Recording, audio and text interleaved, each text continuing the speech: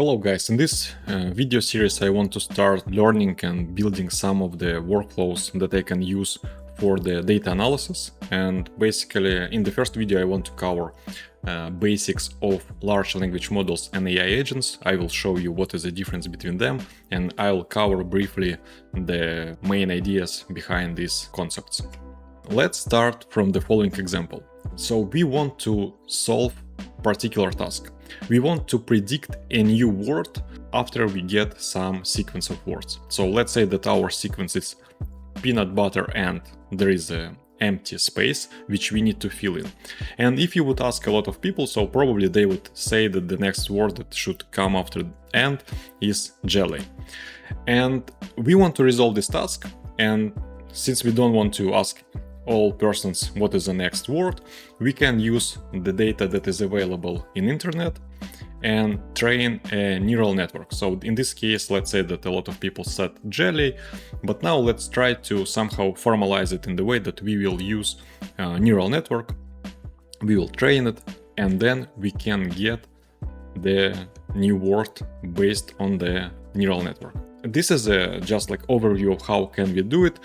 We can use the whole internet information that we have. Basically, we can just get all text from the internet and then train neural network to predict the new word. In this video series, I will not cover the internal structure of the neural network, since I just want to solve the task about building a workflow for data analysis.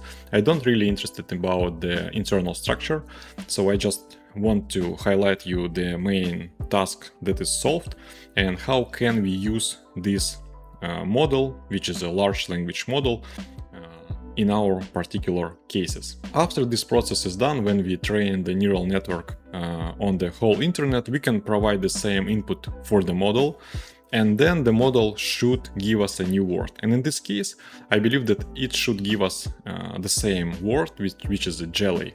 And this is a main idea behind the large language model. So this is a neural network which tries to solve the task of predicting a new word.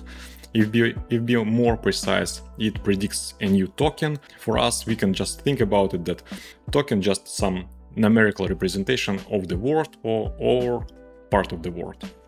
So this is some brief information which we need to know.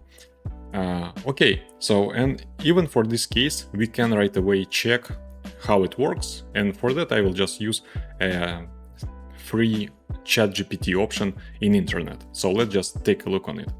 So right now I just opened in incognito mode chatgpt.com, and let's provide a prompt and the model. So basically ChatGPT, it's a large language model which also was trained on the full internet.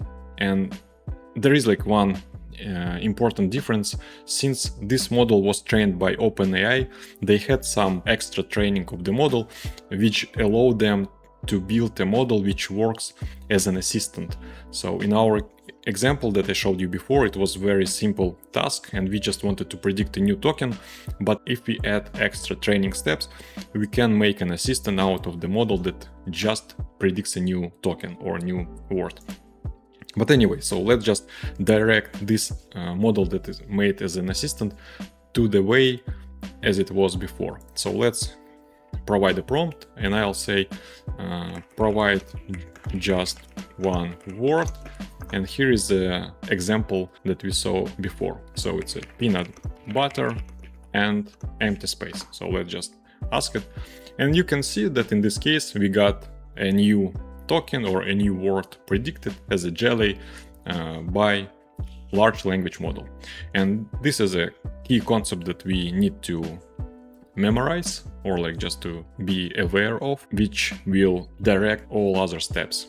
After we train the model, now we can use it to generate new text by giving them some small context in the beginning. So in this case, for example, we can provide some input text, which is an input prompt. Let's say that this is a artificial intelligence is becoming a part of daily, and then we can leave it empty. And LLM will try to predict the next text which is going after this part that we provided.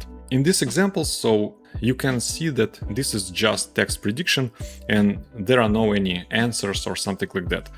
But if you would work, for example, with ChatGPT in internet, you see that usually it tries to resolve some of your questions, provide you some of the responses. And I'll just show you how can we, for example, think about it, how can we direct large language model to become an assistant. And now let's just take a look on how can we direct large language model to become an assistant and respond to our questions. So this is just a naive example, which can help us to get a broad picture of the process. So let's say that we provided the following prompt or like the following context to the model, and then we assume that it's supposed to continue it.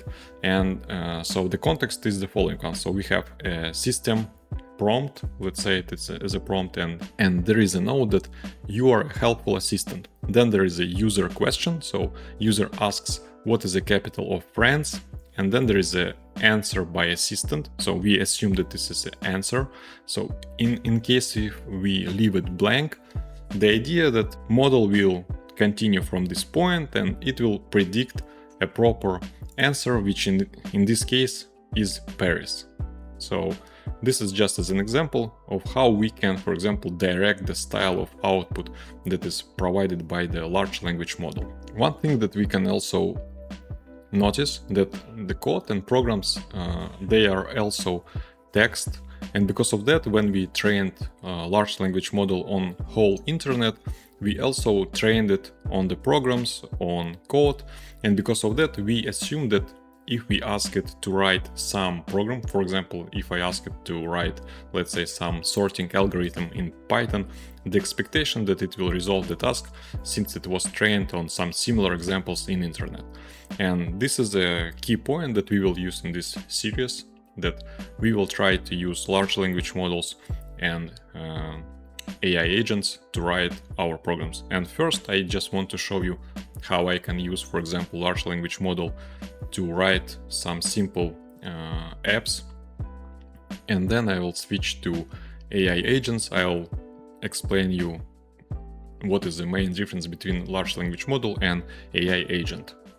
Okay guys, and let's try to build some small application for data analysis. In this case, I'll try to build some app for exploratory data analysis, and in my case I have this dataset, which is Titanic CSV. Basically this is information about passengers and whether they survived or no after the Titanic crashed. And so yeah, you can see there are a lot of columns with different information. For example, there is a Boolean data type which expresses whether passenger survived or not, the sex of the person, and also another information is available. So let's try to use this data to build an application. And I will show you probably the major limitations of this approach. So let's just take a look on the prompt that I prepared beforehand. So let's just open the ChatGPT. In this case, I will use ChatGPT with thinking mode, and let's provide a prompt. So in prompt, I specified that I want to build application using the Streamlit package in Python. So that also I'm saying here that I have Titanic CSV. Let's assume that it's located in the same folder. Information about what are the columns available in the spreadsheet. And also there are some requirements about what kind of application I want to get. So let's just send this prompt and get the result from the ChatGPT. And basically while it's working, I want to cover maybe particular limitations of this approach. So indeed we can use it to write programs and applications, but in this case you can see that I am working as a kind of intermediate step or intermediate part between the model and the program. And I need, like, for example, to copy paste all code from the web page to the local environment and so on. And this is a limitation that we will later resolve when we will switch to AI agents. So let's in this case just copy the program that was provided by ChatGPT, I will go back to Visual Studio Code. And in this case, now I need to create a file which is called app.py, fill it with this text. So I'll do it. And basically later we will see that we can avoid all of these steps by delegating it to the AI agent, which will work for us and will do the same steps instead of us. So let's just try it. So here I provided the code, and now I can just simply run it. Okay, in this case I already have environment ready that I can use for this task. And basically, yeah, so these are the steps that requires some knowledge to resolve them. So yeah, if you don't know how to do it, you need, for example, to go to ChatGPT, ask a lot of extra questions about how to set up an environment. But after we switch to agents, these steps will be much easier for us to resolve. But in this case, I just want to demonstrate you that even in this particular case, we can use ChatGPT and build different applications for data analysis. So let's just activate the environment that already is available for me. So this one is conda activate Streamlit. Yeah, I did it before this video, and basically in this conda environment I have Streamlit already installed, and I can use this to build the application that is specified in this Python script. So let's just run it. Streamlit run app.py, and as you can see, so the application is hosted on this address. So let's just go and open it in the web browser. And this is the application that we built just simply by using ChatGPT. It's not an agent yet, so it's basically some application we just copy and paste it from ChatGPT. And you can see that there is some visualization of the data table that we had before.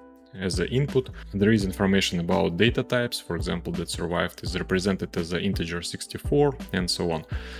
Then there are different tabs, so we can go to survival analysis and check, for example, what is the survival rate. This is basically very simple. And then, for example, we can try to switch, I don't know, maybe some of the features don't work.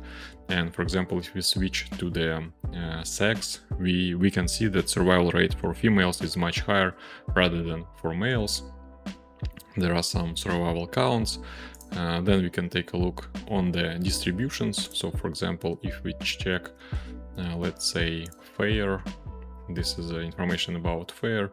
Also, we can check the distribution of some of the other data types. So let's check, for example, I don't know, let's check class. So this is the information about classes. Also, we can see that there is relationships and so on. So basically, yeah, I will not cover all of the things that are here, but this is just as an example that we can use large language models for some of data analysis. So if it's interesting to you, please stay tuned and you can subscribe and see when the next video will be published. So I hope you liked it, and yeah, guys, see you next time.